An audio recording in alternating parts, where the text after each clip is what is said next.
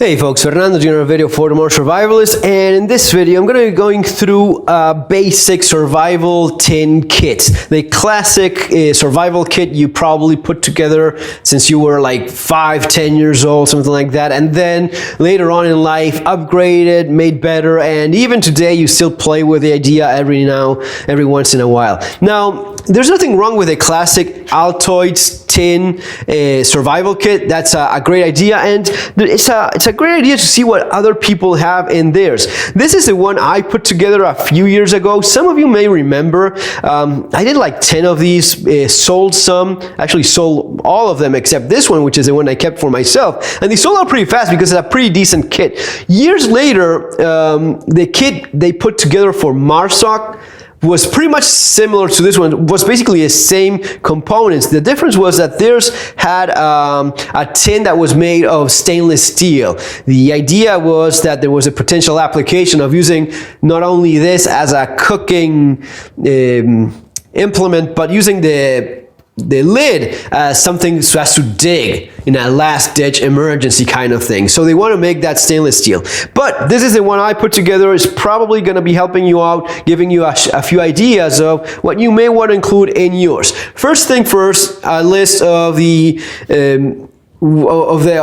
kit itself, what you have inside. And as you see, it's pretty comprehensive. There's pretty much a little bit of everything in here. I also have this mirror type of tape, which works like a decent enough mirror, but also like a signaling device, could be used like that. In the bottom, a little bit of paper and a pen. Just basic. I mean, space here is,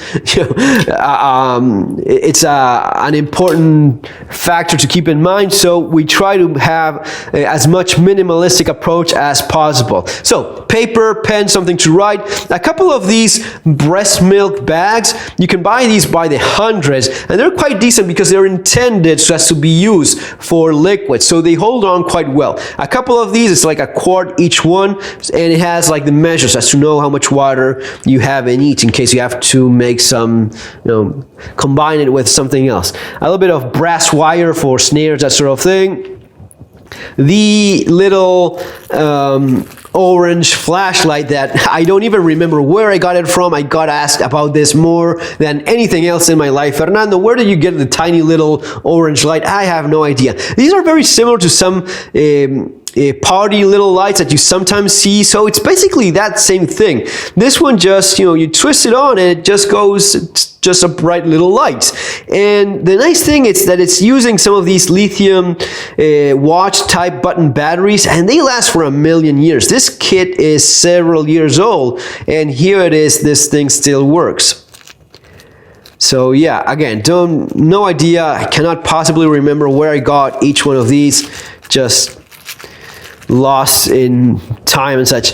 Compass, this is a little bit of a larger one. I know that there's some good tiny ones, but my idea was this: if you're using this kind of kit, it's because you're really lost in somewhere where you're not all that familiar of your location. You definitely want to have a good compass. This is maybe a little bit large. You can have a smaller one, but for me it was a good idea. It would be somewhat of a priority to have a solid, good, easy to read compass that works well. So that's what we have there. A little bit more of thread, cordage. It's one of those things that's very hard to improvise in a wilderness survival situation. So you want to have cordage. This is like boot thread, the kind of thread they use just to make some solid gear, boots, that sort of stuff. And yeah, and at the same time, cordage is difficult to improvise in a kit of this size, so this would be a compromise in that regard. Then this is actually a good idea to implement hacksaw, cutting a piece of hacksaw, Gorilla Tape. I actually use this same one that I still had in another kit, and I use this same thing to cut through a padlock, so I know it does work. So do feel comfortable implementing this because it's a nice addition. The duct tape, especially the Gorilla Tape, it's of course good idea. A large fire seal. Again, you are using this sort of thing, you are caught in nature somewhere and you're not going to be getting help anytime soon. You want to have a means of getting a fire started. That's what you have there. A decent fishing kit, so a few lures, a few hooks, a few larger ones as well, and not just monofilament but also braided thread, which is a lot stronger. Usually you don't find these type of threads in kits because it's a little bit more expensive, but this is quality stuff and it could be used also as cordage. Trying to not make the video super long, trying to move along nicely. Let's see what else we have. This would be you know, first aid kit for this size, just a couple band-aids. There's a couple of alcohol pads in there, but man, it is very limited the amount of space that you have. But you have a couple large band-aids and a big one of these bigger plasters just to put yourself together if you get a big cut. Those are a good idea. Then potassium permanganate, which is something you can combine with water. Use one of those bags so as to irrigate, clean a wound, so as to purify water. This is a classic ingredient component in most old school survival kits. This is good stuff because it doesn't degrade as time goes by nearly as much as some of the other water purification methods, and it has several applications really. You can use it even for signaling. Mixing it with water in the snow makes a big red mess if you put it with water and you throw it in snow. So signaling, disinfecting water, and cleaning wounds, all in this little vial right here. Plastic is better.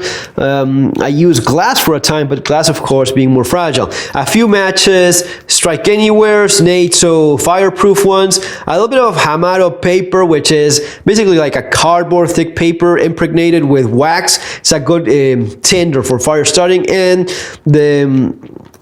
the striker for the matches there as well. One of these knives from Doug Ritter. It's a tiny knife, but it's solid. It's very decent for a kit this size. It's a nice little knife. I mean, you have to kind of find a way around it, but for this size, you have a fixed blade, and you can tie it to a stick or something. I wouldn't go around with that, but just using it as a tiny little knife, decent enough for that sort of thing. So we have this, and we're running out of space, and I'm never going to be getting this right in here again. Thread, needles, and a couple of these hook needles so as to patch something up. Especially this was intended like a gear repair kit, so decent thread, big needle so as to fix a backpack, clothes, anything you need to fix with decent, solid, strong thread. You can get away with this, not just your little sewing kit from a hotel, but actually strong thread so as to patch things up that need to hold on together. And yeah, for some kind of miracle, I managed to get all of this in there, and the idea is to use a little bit of tape so as to close it again and make it as waterproof as possible.